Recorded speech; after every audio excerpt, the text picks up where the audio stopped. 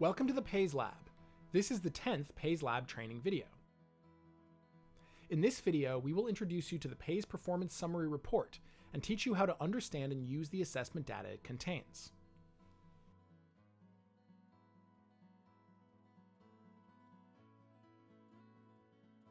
Here's a sample PAES Performance Summary Report. The report contains a detailed summary of an employee's performance in the PAES Lab and what their performance predicts about their employability. A summary report is generated for each PAES employee when they are finished participating in the assessment. The report can also be generated at any point during the lab for transition planning purposes or for IEP development.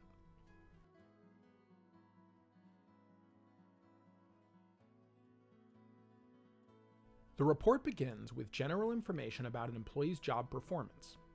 Then it drills down into detail about their employment potential. To understand a PAES employee's performance in the lab, it's important that you understand the results on the report and how those results were derived.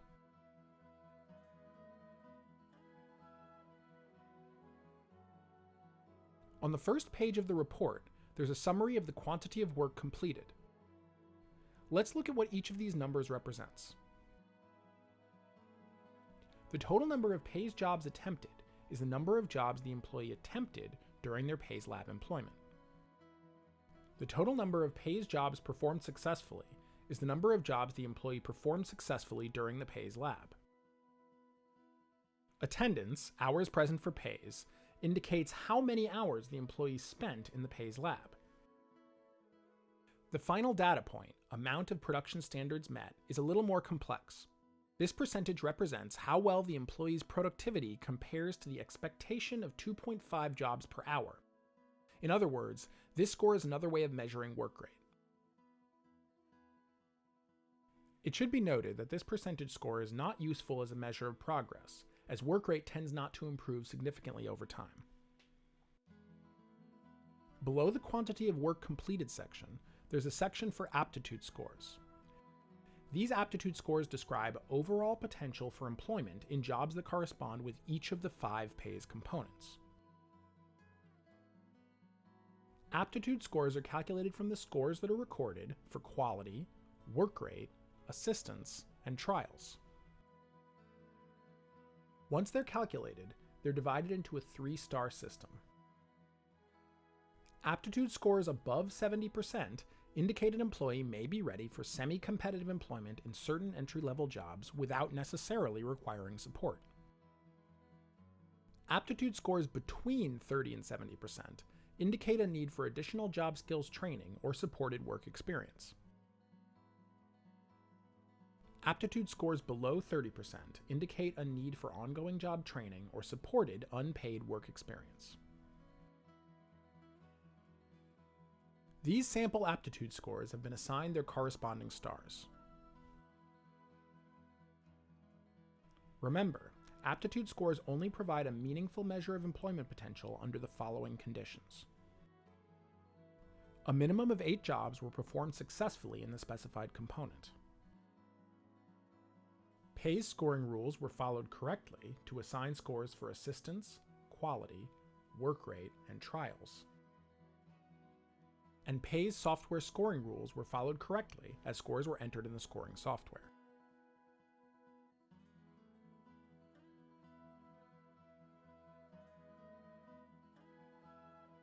Remember also that these scores are a measure of aptitude, not progress or achievement.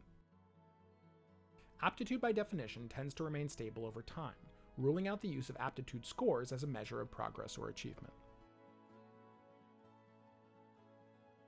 The results of a predictive validity study indicated that PAES aptitude scores were strongly related to student work experience outcomes obtained 3 to 5 years after students were assessed in the PAES lab. However, while aptitude is unlikely to change over time, when an employee demonstrates an aptitude for various types of work, we can enhance achievement in those areas by providing instruction that focuses on individual strengths and needs. Now, let's drill down into the data that makes up the Performance Summary Report. This is the second page of the Performance Summary Report. As you can see, it gives a more detailed breakdown of the interest, assistance, quality, work rate, and number of trial scores that supervisors collected during the lab. More specifically, it breaks down the main criteria potential employers want to know.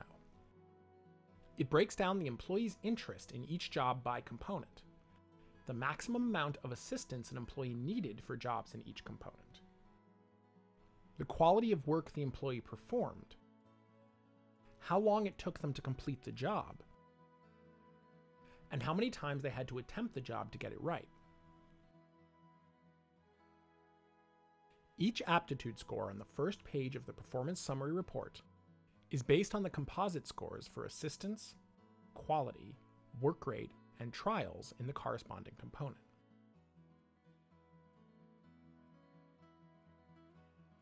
Interest is not included in these averages, as it is not a measure of aptitude. All of the composite scores are themselves calculated from the component score summaries to their left. For example, these percentages are the percentages of jobs of each component that the employee performed correctly with no assistance, while these percentages are the percentages of jobs of each component that the employee performed with verbal assistance, and so on. The composite scores on the right are weighted averages of these four scores on the left, which in turn make up the aptitude scores on the first page. Now let's drill into the data even further. On the third page of the performance summary report, you will find the job skills section. This section gives you a job-by-job breakdown of the employee's performance. It details the level of assistance and number of attempts, along with the interest of the employee for each job in the PAES lab.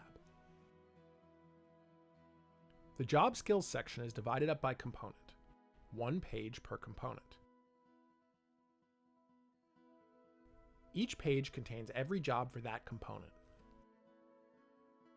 Each job is given 2 scores. The first is the performance rating. This score is made by combining the level of assistance given to the employee on the job and the number of trials they needed before performing the job correctly. A performance rating score can be either a 1, 2, 3, or 4, and increases based on increased level of assistance or additional trials.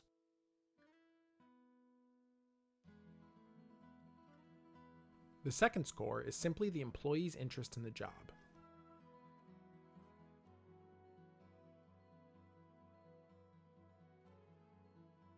Finally, the PAES Performance Summary Report contains accommodation notes, general notes, and subtask checklists for any subtask assessments that were given to the employee. Accommodation notes come from the employee's data collection booklet and were recorded whenever an accommodation was provided. General notes are also recorded in the data collection booklet and are general observations made of employees in the lab. Now that we've reviewed the PAES Performance Summary Report, let's review a PAES Narrative Report. Here's a sample. The purpose of a PAES Narrative Report is to summarize data presented in the Performance Summary Report and the Workplace Skills Inventory. The Performance Summary and Narrative Report can be used in conjunction to make instructional recommendations and community placements. After an employee completes their employment term in the PAES lab, supervisors, using the Performance Summary Report, draft a narrative report for the employee using this form. When creating a narrative report, remember to look for high composite and performance scores as they indicate areas of strength. Also remember that aptitude scores from components with fewer than 8 jobs completed successfully are less reliable. Here are some tips for creating and understanding performance summary reports. Performance summary reports are accurate representations of potential only when the assessment data is assigned, recorded, entered, and interpreted properly. When interpreting the data on the performance summary report, remember to consider the assessment results in the context of the entire assessment process. Also keep in mind what you've learned about the employee in the PAES lab when reviewing their scores. Remember that aptitude scores are a meaningful measure of employment potential, but are not a measure of progress. The number of jobs attempted and the number of jobs performed successfully can be used as measures of progress.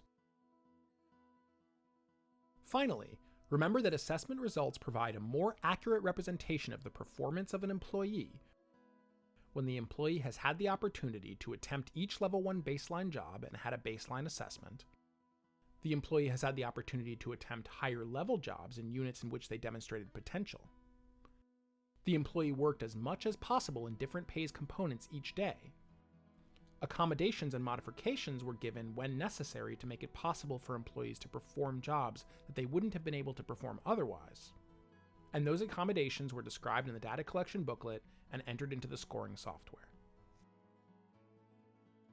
In the next video, we'll review some tips and tools you can use once you're several weeks into the PAES process. Thanks!